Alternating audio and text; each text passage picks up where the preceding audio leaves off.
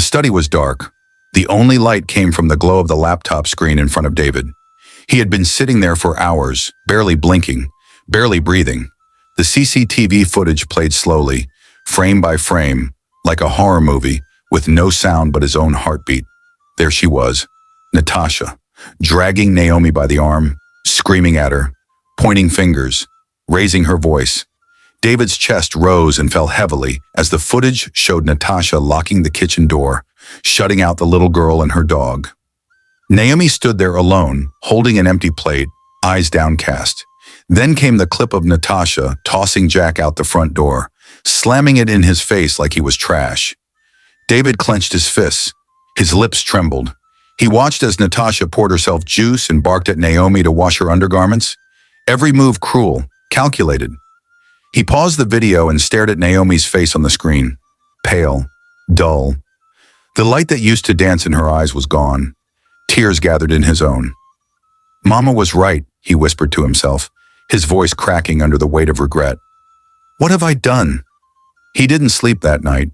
He remained seated, staring at the screen, blaming himself for being blind, for not listening, for allowing a viper into his home. The tears didn't stop, not until dawn. By morning, David took a long shower and dressed up like he was going to work, suit and all. He didn't say a word to anyone, just grabbed his keys and drove off. But instead of heading to the company, he parked his car 2 streets away from the house. From there, he waited, watching. At exactly 9:13 a.m., Natasha strutted out into the living room, humming loudly like a queen in her kingdom. She stretched lazily, yawned, and called out, "You! Come here, lazy bone. Don't just stand there like a broomstick. My ankles are aching. Come and massage them." Naomi quietly followed, holding a small towel. Natasha collapsed onto the sofa in the living room, sipped her juice, and raised both legs like royalty. "Come on, rub it harder," she snapped. Just then, the door burst open. David marched in, his eyes blazing. The moment Natasha saw him, the juice glass slipped from her hand and shattered on the tiled floor. Her entire body froze. "What are you doing?" David's voice was quiet, too quiet. "Baby, I can explain." Don't you dare say a word," he exploded, stepping closer. "I left this house for less than 2 hours and you showed your true colors? Is this how you've been treating her when I'm not around?" Natasha stood, stammering. "It's not what you think. Shut up. Before I close and open my eyes, go inside, pack your miserable clothes, and get out of my house," he roared. "Baby, please, I love you." "You're a vulture, Natasha. You're wicked. If not for the respect I have for the time we spent together, I would sue you for child abuse. Naomi is not an orphan to be treated like trash. She's my daughter. Do you hear me? She's my daughter." "David, please!" "Ada," he shouted. "You and the others, come here now." The maids rushed in like soldiers ready for war. "Throw her out. I don't want to see her near my gate again." The maids didn't hesitate. They were more than happy to do the honors. Within seconds, Natasha was being dragged out, kicking, begging, wailing like a market thief. "David, baby, please don't do this. We've been through so much." But David wasn't listening anymore. He stood in the center of the living room, heart shattered, eyes red, breathing hard. Naomi stood near the wall, holding Jack's leash tightly. Her eyes darted between David and the broken juice glass on the floor. David looked at her slowly and walked up to her. He crouched down. "Naomi, why didn't you say anything? Why didn't you tell me you were suffering?" She sniffed. "I didn't want to cause problems. I know you like Auntie Natasha." David shook his head immediately. "Not anymore. Never again. If anyone ever mistreats you, no matter who it is, you come straight to me. You hear me?" Naomi nodded. "I'm sorry," he whispered. "I wasn't paying attention. I failed you. Please forgive me." Naomi smiled faintly and touched his face. "It's okay, Uncle David. You didn't know, but thank God she's gone. Me and Jack never liked her." Jack barked softly like he agreed. From that day on, David became a changed man. He increased the security in the house, installed new cameras, made sure the CCTV system synced to his phone, and watched everything like a hawk. Every corner of the mansion was now under his radar. Nobody, absolutely nobody, would hurt Naomi again. 2 days later, he took Naomi back to school. She hadn't been there in over a month, and her absence had already raised questions. As they stepped into the compound, the principal called them into his office. "Mr. David," the principal said gently, "we've been trying to reach you. Naomi stopped coming to school suddenly, and your mother's line has also been unreachable." "I'm really sorry," David said, looking genuinely ashamed. "There was a lot going on at home. It's all my fault. But she's ready to return now." The principal nodded slowly. "That's good, but she's missed a lot, sir. Exams are in a few weeks. If she doesn't catch up, she may have to repeat primary 4. David stiffened. "Please, sir, I don't want her to repeat. I'll do anything. Help me find a teacher, anyone who can help her catch up fast." The principal nodded again, then reached for the intercom. "Miss Rita, please come to my office." Moments later, a familiar face stepped in. Naomi beamed. "Miss Rita." Miss Rita smiled warmly. "Naomi, welcome back. We missed you." The principal turned to her. "Miss Rita, this is Mr. David. He wants someone to give Naomi extra lessons to help her catch up. Can you assist or recommend someone?" David looked at her. "Please, Naomi's comfortable with you. I'll be grateful if you can take it on." Miss Rita glanced at Naomi, then back at David. "Let me check my schedule, and I'll let you know by the end of the day." Naomi held her teacher's hand tightly as they left the office, chatting and laughing like old friends. That afternoon, when David picked her up from school, Naomi bounced into the car with a smile. "Miss Rita said yes, she'll teach me extra lessons." David smiled too. "That's wonderful. You want ice cream to celebrate?" "Yes, strawberry." Off they went. A few days later, the lessons began at the mansion. Miss Rita would come in the evening, set up in the living room with Naomi, and they'd go through her books and past lessons together.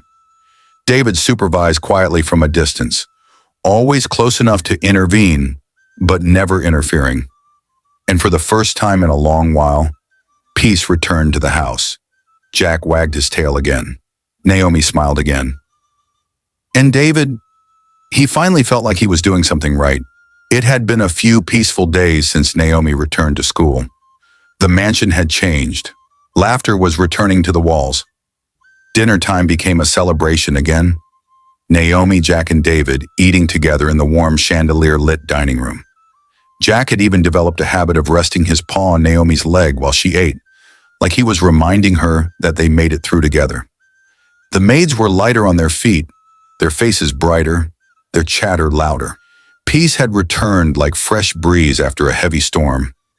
In the kitchen one afternoon, one of the younger maids, Amaka, rinsed vegetables while whispering to the others. "Thank God, ooh," she said in a hushed but animated tone. "If Oga had married that vulture in, I swear I would have carried my Ghana must-go bag and left." They burst into laughter, trying hard to suppress it as they heard David's approaching footsteps. But he didn't say anything, just smiled faintly as he passed. Even he could feel it. The house was breathing again. A few days later, David's phone rang. The name flashed on his screen, and his chest tightened. "Mama." He stepped away from the dining table, trying to gather his breath before answering. "Hello, David." "My son." Mama's voice came, warm but heavy. "Hello, Mama," David replied, forcing a smile into his tone. "I've been trying to reach you for days now. It has not been reachable. How are you?" David asked. "I'm fine, my son. I went to the village for my cousin's burial," Mama explained. "But David, I had a dream, a strange dream about Naomi. That girl has been on my mind. How is she? Is she eating well? Is she going to school? Is she okay?" David's mouth opened, then closed. His eyes moved to Naomi, who was giggling in the living room with Jack as they watched cartoons. "Yes, Mama. She's fine. We're all fine," he said, voice cracking on the last word. "Okay, my son. I'll come soon. I'll bring goodies for her and Jack. Tell them Grandma is coming," she said. "I will, Mama," David whispered, and the call ended. He stood still, the weight of his lie sitting heavy on his chest like a boulder. The next few days rolled by, slowly but peacefully, except for Natasha, who wouldn't let David rest as if she gave him her left kidney. It started with endless calls. Morning, afternoon, night. David ignored everyone. She sent long voice notes. She cried. She apologized. Then she came. She stood outside the mansion gate, dressed in black jeans and a blouse, holding a small handbag, and tears in her eyes. "Tell him I'm here. Please, just tell him I want to talk," she begged the gateman. He didn't flinch. "Oga say make I no let you near this gate." She called Ada. No answer. She texted the other maids. They all blocked her. She went to David's office. The receptionist tried to stop her, but she burst in anyway, tears streaking her makeup, hair disheveled like a woman drowning in regret. David stood up from his desk in disbelief. "David, please, please, I made a mistake. Don't do this to me. We've been through too much." David's face hardened. "Get out. Baby, please, don't call me that," he snapped. "David, please, what do you want me to do? I was jealous. I was scared of the way you were attached to her." "You are a vulture, Natasha," David said, voice cold. "My mother was right. You're not who I thought you were. That little girl did nothing to you, and yet you starved her. You yelled at her. You locked a child and a dog in the rain." He pointed to the door. "Get out. I don't want to see you again." When she didn't move, David picked up his phone and dialed security. She started to protest, but within minutes, 2 security men entered and dragged her out of the office as she kicked and cried, her heels falling off her feet as she screamed, "David, please, please." The hallway swallowed her sobs. 2 days later, David's phone rang again, but this time it wasn't Natasha. It was the private investigator. "Sir, we found something. Naomi's uncle. He's been lying." David sat upright in his chair. "Go on." "Naomi's father left everything to her. The company, the house, the assets. All of it. A trust fund was created in her name, and a will was filed. But her uncle, Joe, he's been posing as the CEO. The will was hidden. Documents were forged. He's stolen everything." David's heart dropped. "I'll send you the full documents now, sir. With photo proof," the PI added. Moments later, David's inbox was flooded. Pictures of the will, of Uncle Joe signing Naomi's name, of legal ownership papers, all showing Naomi as the rightful heir. That night after dinner, David called Naomi into his office. She walked in her bunny pajamas, clutching a cup of tea. He sat her down gently.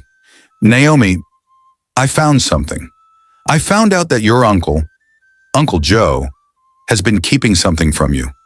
Your daddy left everything to you, the house, the company. But Uncle Joe has been pretending it all belongs to him. He even tried to make you sign papers that would transfer it to him." Naomi's eyes widened. "But he said I had to sign those so I wouldn't be sent away." David shook his head slowly. "He lied, my dear. That's why he chased you out. Because you didn't give him what he wanted. But I want to ask you now. Do you want to fight for your daddy's company? Do you want us to take him to court and get it back for you?" Naomi was quiet. Then she looked up with glassy eyes and whispered, "I just want my mommy's pictures. I want our house back." David nodded, his voice catching in his throat. "That's enough for me." That same night, after Naomi had gone to bed, David picked up his phone and called his lawyer. "I want to file a lawsuit against Joe for child abuse, document forgery, and stealing from a minor. I want everything taken from him. That house is Naomi's. Her mother's clothes, her photos, her life. I want it back." "Consider it done," the lawyer replied. And so the fight began. But this time, David wasn't fighting alone. He was fighting for Naomi. It started like any normal evening in the mansion. Dinner had just ended. The TV was on, and Naomi was curled up on one couch with Jack beside her, watching cartoons. David was on the other end of the living room, trying to focus on emails but kept glancing at the screen. The cartoon characters on screen began singing Happy Birthday, and Naomi's eyes lit up. She sat up straight, clapping and laughing. David turned and watched her, a soft smile playing on his lips. He leaned closer. "Naomi, when is your birthday?" Naomi turned slowly, surprised, he asked. "In 2 weeks." David dropped his phone instantly. 2 weeks? That's close." He stood up and pointed at her dramatically. "We're throwing a party, a big one. A real birthday party here in the garden. We'll call Ada to organize everything. Naomi's eyes widened with excitement. Can it be a princess party? Of course, David smiled. Anything you want. With a big cake? Yes. Can I invite Elijah? She asked, frowning. He steals my pencils, but I want him to see my big princess birthday cake. David chuckled. Yes, invite Elijah. Invite anyone you want. She paused. Can I invite Miss Rita too? David looked at her, then nodded slowly. Yes, Naomi, you can invite Miss Rita. 2 days later, David pulled into the school parking lot to drop Naomi off. As they stepped out of the car, Miss Rita appeared, walking toward the classroom with her bag. Miss Rita, David called. She turned, surprised but smiling. Naomi's birthday is in a few days, he said, handing her an invitation. She wants you there. Please come. Miss Rita smiled again, her eyes lighting up. I'll be there. That afternoon, while David was driving Naomi home, she rested her head on the car window and asked, Uncle David. Do you like Miss Rita? David nearly hit the brakes. He coughed. What kind of question is that? Naomi turned to him, giggling. I saw you smiling at her this morning. David cleared his throat. I was just being nice. Naomi giggled harder. It's okay. I won't be angry if you marry her. David shook his head, pretending not to laugh. The party day came like a dream. The garden behind the mansion was transformed. Pastel balloons, pink ribbons, a bouncy castle, flower garlands hanging from white canopies. Jack was wearing a little gold bow tie, prancing about proudly like he was the ring bearer. The maids wore gowns. Ada wore her special Sunday lace, the one she reserved for baby naming ceremonies, and the DJ was already blasting kid-friendly Afro beats. Naomi stepped out in a beautiful glittery pink princess gown. Her hair was styled like a crown. She gasped as she saw the garden. It's so pretty. Just then, a loud voice rang from the gate. Surprise! Naomi turned and screamed, Grandma! Mama David walked in, holding a huge cooler in one hand, bags of gifts in the other. You think I will miss my granddaughter's birthday? She said, hugging Naomi tight. You said you couldn't come. Naomi grinned. I wanted to surprise you. Mama laughed. The guests arrived in groups, classmates, neighbors, teachers. Then Naomi, proudly holding her gown like royalty, dragged Mama David toward a familiar woman standing by the corner. Grandma, meet Miss Rita. Mama David turned to Miss Rita, scanning her head to toe. So this is the famous teacher? She said with a sly smile. She grabbed her hand tightly. Are you married? Miss Rita blushed. No, Ma. Good, Mama David said. You are beautiful. My son did not see good fine girls like you. It's that vulture, Nessa. Teresa, what's her name again? Grandma, it's Natasha, Naomi corrected. Mama hissed. Whatever. I hope she's not coming here, because I am ready. I'll drag her like goat today. Miss Rita laughed nervously. She's not coming, Ma. Better. The party went on in full swing. The children danced. Games were played. Gifts were opened. Cake was cut. The camera guy kept shouting, cheese! And Jack barked in every photo. Miss Rita sat quietly by the side, watching the children play, occasionally shouting, Don't push! Gentle with the balloon. David approached with a bottle of drink. Have you eaten? He asked. Yes, thank you, she smiled. You're doing an amazing job with these kids, David said sincerely. They adore you. Miss Rita shrugged. It's my job. David sat beside her. Teaching is the most powerful career there is. I wouldn't be where I am today without my teachers. She smiled, nodding. From a distance, Mama David stood, arms folded, watching them like a hawk. She narrowed her eyes, then slowly adjusted her wrapper. I'm watching you, David, she whispered to herself. When the party ended, Miss Rita stood to say goodbye, but Mama David rushed her with a large cooler and bag. Take this food, cake, and suya for your people. Aha, Mama, it's too much. Mama raised a brow. You want to reject an old woman's food? I've been awake since 3 a.m. Put it in your fridge. Miss Rita smiled. Thank you, Ma. Later that night, they all gathered in the living room. The cake had been cut. The staff had cleaned up the mess the children left behind. Naomi was in her pajamas with Jack by her side. Mama David sat like a queen on the couch, fanning herself with a hand fan. Then she paused. Her face turned serious. David, he looked up. I've been looking at Naomi and Jack since I arrived. Something is bothering me. This child has lost weight. Her skin is not shining like when I left. Was she sick? The room fell silent. David's face dropped. He bowed his head. Mama turned to Ada. Ada, I warned you to take care of these children. What happened? Ada opened his mouth, then closed it. Mama stood. Why is everyone quiet? Talk now. Finally, the youngest maid stepped forward, her hands shaking.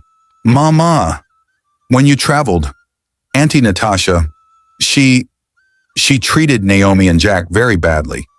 Mama's eyes widened. What? She used to shout at Naomi, starve her, lock Jack outside, even when it rained. Jesus is Lord, Mama David screamed. She would even make Naomi massage her legs, insult her. She even threw away Naomi's food one night. Mama David grabbed her wrapper tight. David, get the car keys. Take me to that witch's house right now. I will remove her front teeth. Mama, please, David whispered, still looking down. I'm sorry, I didn't know. When I found out, I sent her away. I swear you didn't know? You left this child with that chewing stick leg girl and you didn't know? David had no words. Ada and the other maids began begging Mama David to calm down. Naomi came and hugged her. Grandma, please. Uncle David didn't know. Please don't be angry. Mama huffed. Let me go and lie down before I slap somebody's destiny. If that girl ever comes near here again, just call me. I will reset her bones. She stormed off dramatically, her wrapper flying behind her. David looked at Naomi and Jack, then at the half-eaten cake on the table. The house was warm again, but his heart still carried the cold weight of guilt. That night, when the whole house had finally gone quiet and everyone was tucked into their blankets, David tiptoed across the hallway and gently knocked on his mother's bedroom door. Come in, Mama David said, her voice alert like she had been expecting him all day. David pushed the door open and stepped in slowly. Mama David was already seated on her bed, tying her wrapper tighter like she knew a serious conversation was about to start. David walked in and sat beside her on the edge of the bed like a boy who had just been flogged at school. Mama, he began, his voice low. She turned to him, one eyebrow raised. I'm sorry. I should have been more vigilant. I let Naomi suffer so much before opening my eyes. You were right, Mama. I've broken up with her. With Natasha. Please forgive me. Mama David exhaled like she had just released hot pepper from her chest. She placed her palm on David's back and nodded slowly. I've forgiven you, she said gently. But my son, you need to settle down. No time to waste. That Miss Rita, she's a very good girl. You better look at her again, this time with a man's eye. She's not married, oh. David blinked. Mama, she's Naomi's teacher. She might already be seeing someone. Mama hissed and clapped her hands dramatically. Hey, my son, this your slow spirit will not help you in this life. She's not wearing any ring, is she? Overtaking is allowed, oh.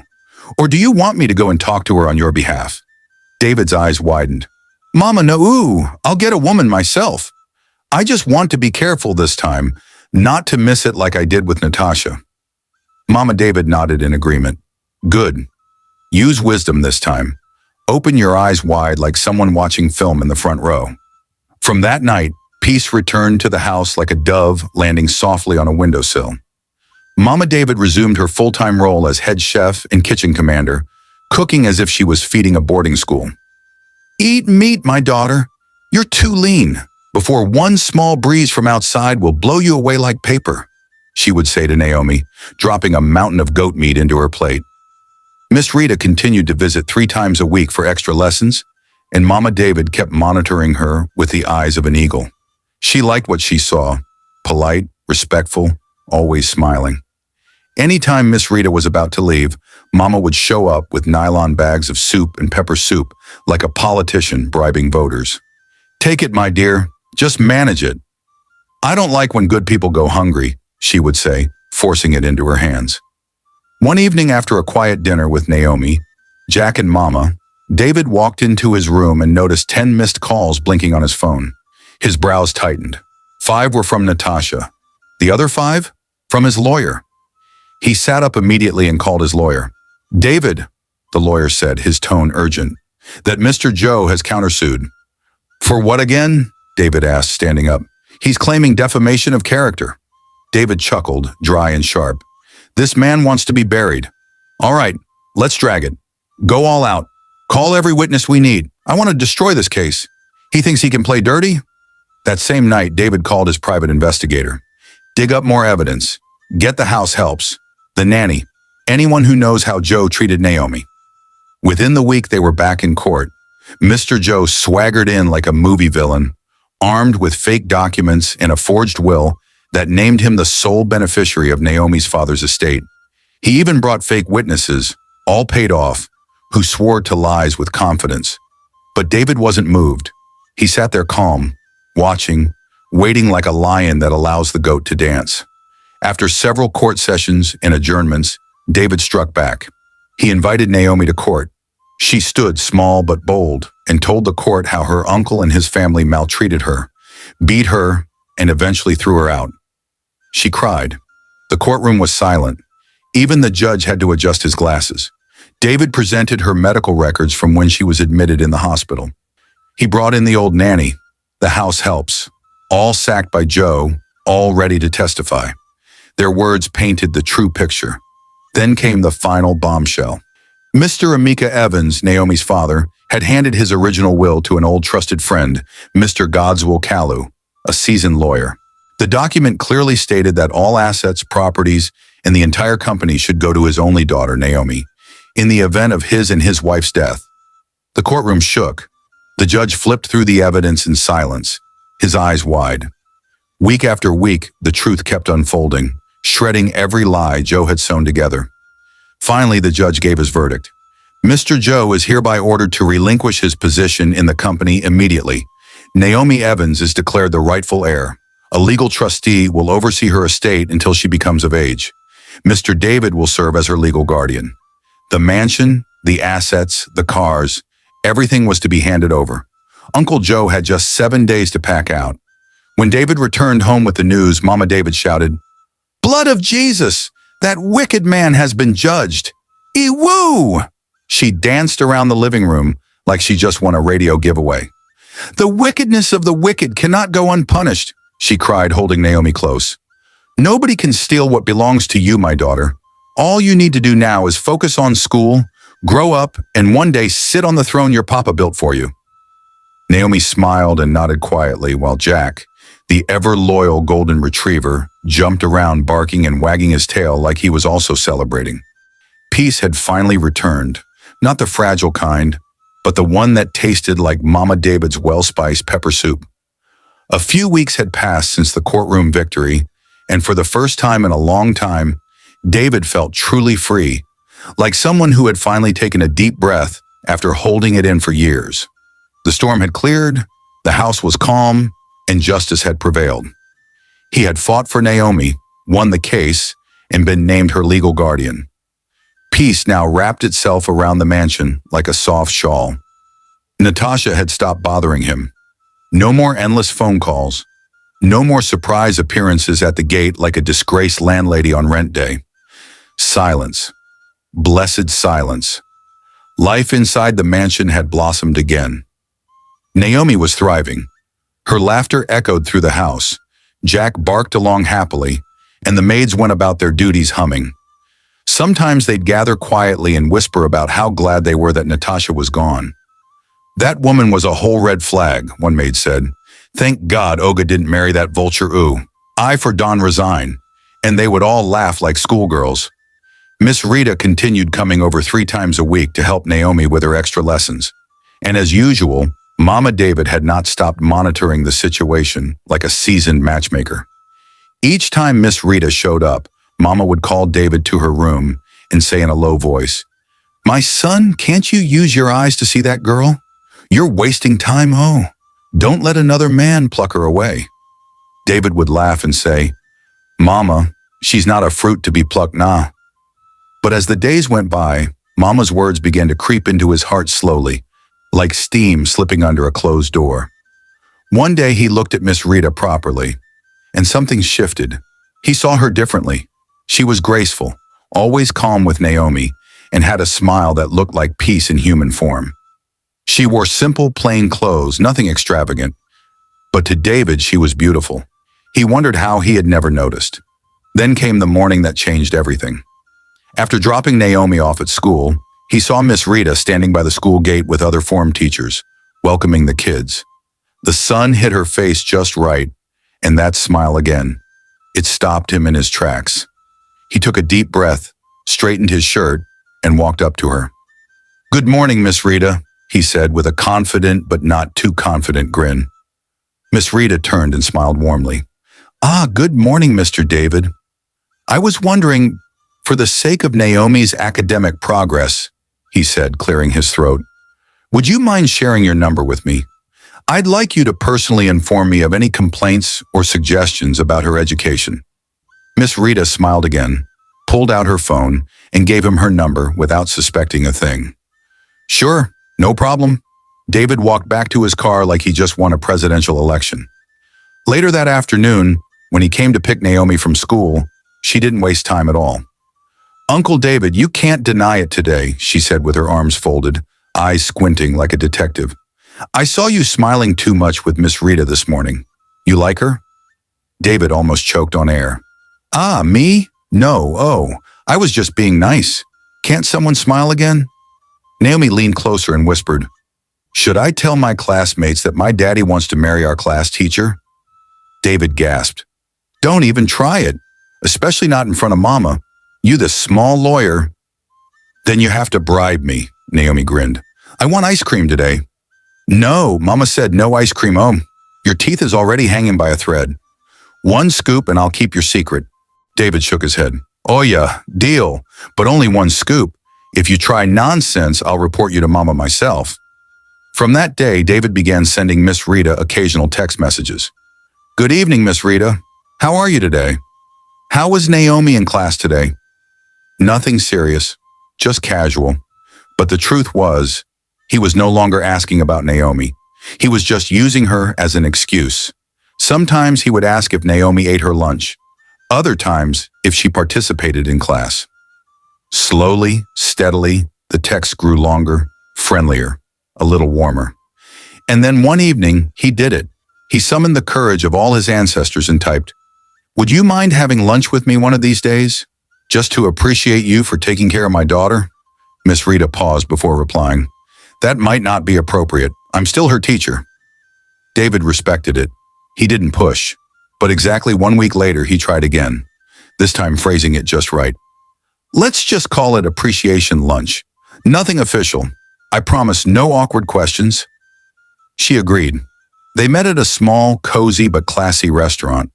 The conversation was light, about life, childhood memories, and music they liked. They didn't go into deep pasts or heartbreaks, but that lunch was enough to open something between them. After that day, the texts increased. Not too often, but just enough. They became friends. Meanwhile, Mama David had turned into a mobile soup kitchen. Every weekend she sent bowls of egusi, okra stew, pepper soup, yam porridge, all labeled for Miss Rita. She was paving the way with pepper and crayfish. 6 months passed. Naomi moved on to primary 5 and got a new teacher, and that's when David struck again. "Hello, Miss Rita. Now that you're no longer Naomi's teacher, would you like to go on a proper date with me?" Miss Rita replied with a short message. "Yes." They went out. Then again. Then again. After 6 months of dating, David proposed. She said yes. On the wedding day, the whole house felt like it was floating. Mama David couldn't stop praising her son. "You did well, my son. You're a good child. I told you. My food opened the door.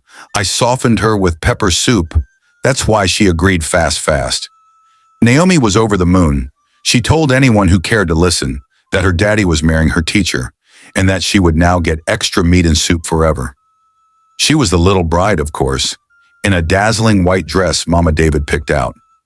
Even Jack wore a cute little tuxedo. He barked all through the ceremony like he was officiating.